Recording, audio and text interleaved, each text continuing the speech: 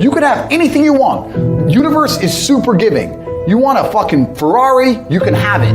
If you want it, you can have it. If you're sitting there saying, oh, but I tried my best and I still didn't get it, you're lying. You didn't try your best. That is a fucking lie. The universe gives it to everybody who genuinely tries.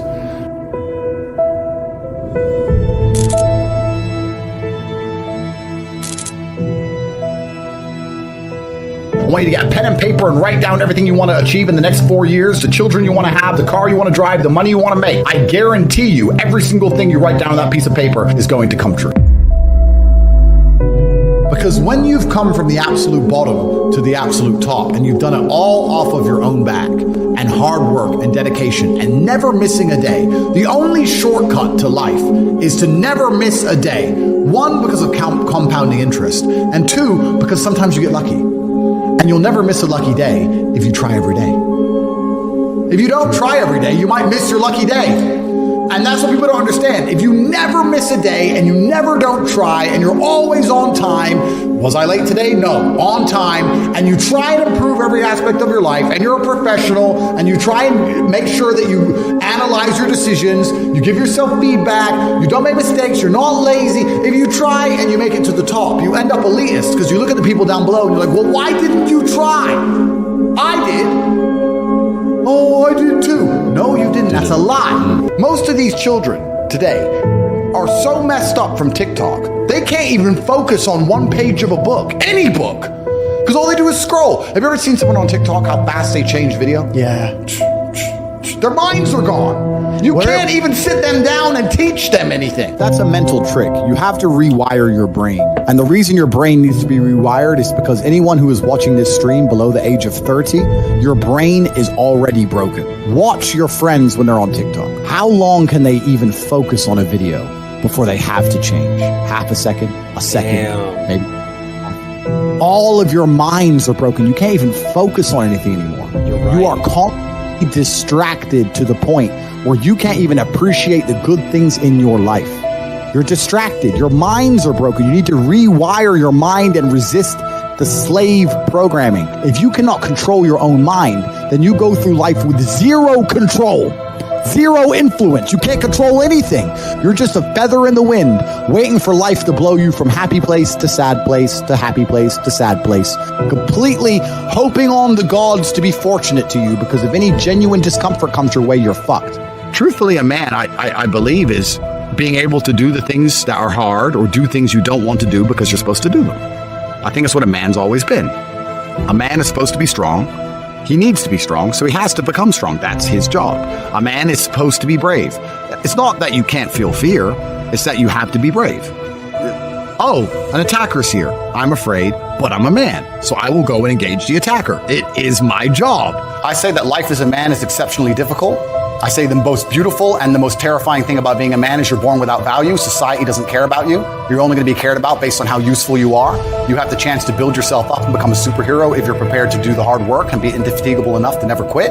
But if you're going to stand around and wait for a handout, nobody's going to ever respect you. And I think that a lot of people have forgotten about how difficult and how competitive it is as a man. We're always in constant competition with each other. And it's your duty as a man to stand up and say, I want to be as important and strong and good-hearted and God-fearing as possible. And I need to work hard to achieve those things. I can't stop myself working as a person who doesn't need money. And then there's people with no money who don't work. It blows my mind. Which is why the winners are winners and the losers are losers. Losers do a little bit of work and rest. Winners work as hard as possible and worry they're not working hard enough. It's just a separation of personality types. And it's almost like you can't save these people. I have something I sent in my email recently. I said, you could give the average man a brand new Ferrari and a roadmap and a coffee and a full tank of gas and tell him the destination, success. And halfway along the drive, he'll quit because it's too far. No matter how well you set it up for people, they'll quit. You may have accepted the matrix telling you that you now have an excuse to fail, as opposed to using it to grow. But every single man of value went through trauma, and they went through pain. It's going to be painful to get strong, painful to get rich, painful to become important, It's going to be painful to become good with women. Your heart's going to get broken a bunch of times. You have to be prepared for the pain. If you're not ready for pain, you're never going to be anything that matters. So Justin just absolutely and utterly nailed it.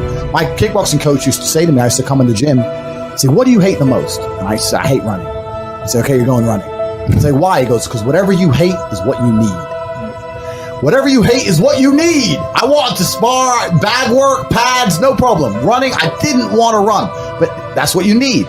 And that's what life's about. You're not going to be able to go through life avoiding pain and also becoming a man of quality. You're going to have to be that guy who's been through so much shit that he can wake up and go, this ain't nothing. This ain't nothing compared to back then. This ain't nothing compared to that time. You know, and if you're not going to be that guy, then you're going to always suffer the consequences of not being that guy. There's pain to become important, and there's pain in not being important. So you have to make a choice. So I think Justin absolutely utterly nailed it. I think his answer is even better than mine could be. You need to find something you're afraid of, find something that could hurt you, and go do it. And that's one of the great things about being young, right? You're basically superhuman.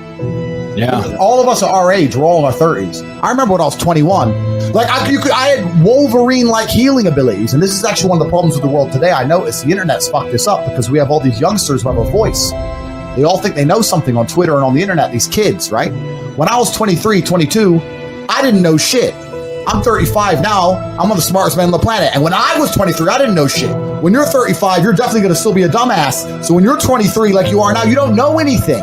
Your only attribute is the fact you have Wolverine-like healing abilities and you're not using it. Stop talking, start listening, get out there, get hurt, get the fuck back up. You should have no interest in what people think about you. That makes you insecure. And that is the largest psyop in history. To wake up and say, I'm not going to be successful. I'm not going to be strong. I'm not going to be interesting. I'm not going to go out there and test myself. And I'm not going to put honor on my last name because I would hate for people to think I'm insecure. I'm secure. So it doesn't matter if you think I'm a loser. And it doesn't matter if I am a loser. So I'm just going to sit at home and I'm secure. No, it's not insecurity. It's called duty to your last name and honor. And that's just another one of the many different tentacles inside of the psyop octopus, trying to snatch any motivation left from the masculine spirit.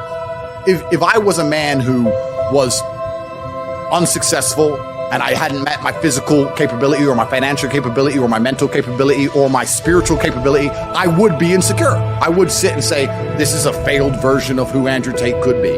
They're beyond saving because they're the worst thing you can possibly be, which is a quitter. Being a quitter is the worst thing you could possibly be. God himself can't make a quitter important because the only reason the place you're trying to get to has value is because it was difficult to reach. If everybody could reach it, there'd be no value. Value is linked to scarcity. The whole point gold is valuable is because it's not everywhere. If it was everywhere, it wouldn't have any value. The reason the place you're trying to reach is valuable is because people can't get there. So if you're the kind of person who quits, you're never going to get there. Quitters are the worst. You could give a quitter a map, a treasure map, and a hot air balloon.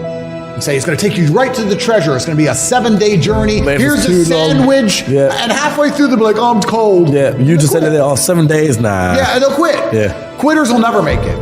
And there's a huge subsect of the populace who are basically simply quitters. I've never in my life seen anyone who's determined to get something not get it. I've never seen somebody who is determined in their heart to get something not get it. The universe and God is so giving and providing. People think it's difficult out here. I disagree. I've never seen someone wake up and say, nah, this is all I care about. This is all I want. Not get it. Everyone who thought that way in fighting was a world champion. Everyone who thought that way about money was rich. I've never seen anyone fail. Bro, I've seen people with no credit score and no job determined to get an R8 manage to get one on finance somehow. I've seen it. If it's all you want, you're going to get it. You're going to find a way to get it. You're going to find a way. Yeah. People go, oh, I want this. If you want it, you have it. If you're going to be a man who's going to sit and say, I'm just sad, you are always going to lose in competition to men like me. No. And there has to be losers for there to be winners. I am tired of sympathy. Sympathy doesn't work for anybody. I'm not going to sit here and be sympathetic for people who say they're too sad to try hard and be their best. Guess what?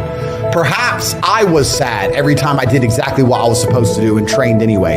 Perhaps I was afraid when I fought anyway. Perhaps I was tired when I worked anyway. This is how you get ahead in life. I don't have a fucking ounce of sympathy for these people who sit here and say, well, I feel this way, so I can't. Then don't do it. Stay down there. The winners are at the top, and the winners at the top don't give a shit about how they feel. We wake up and we perform regardless of how we feel day after day. So if I'm going to ignore my own feelings, I'm certainly not going to take into consideration anybody else's. Yeah. Why am I going to ignore how I feel and make sure I'm constantly performing performing regardless flawlessly and then sit and go, oh, but he doesn't feel good, so he's allowed to fuck up. No, you are not. You're not allowed to fuck up to your ancestors or to God or to yourself. You have to perform.